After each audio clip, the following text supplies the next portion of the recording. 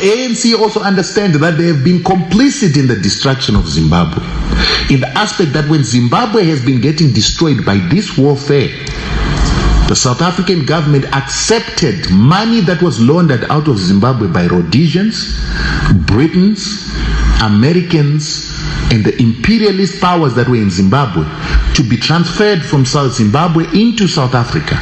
And they even offered those very same people who were stealing and illegally externalizing money from Zimbabwe into South Africa, they gave them citizenships and permanent residencies. The ANC also understand that they have never stopped voting with the Americans in the UN, even though they knew that the Americans were destroying the Zimbabwean economy and they were cannibalizing that economy.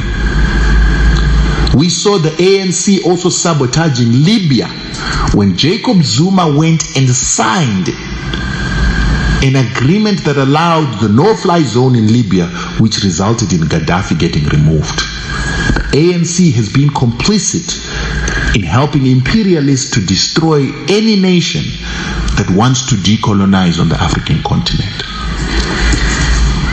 Now, it's therefore important for you to understand that Zimbabwe has been at war with the United States government, the Europeans, Canada and Australia for the past 18 years, and that is the reason why the economy of Zimbabwe is where it is. The very first form of sanctions that were imposed on Zimbabwe was imposed in 2001 when Zimbabwe began its land reform program without compensation.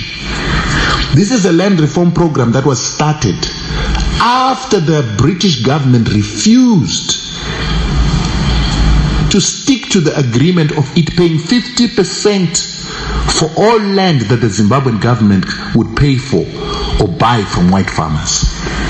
Robert Mugabe, when he initiated the independence of Zimbabwe, agreed to buy land at a 50-50 split with the Britons, Americans, and the Europeans.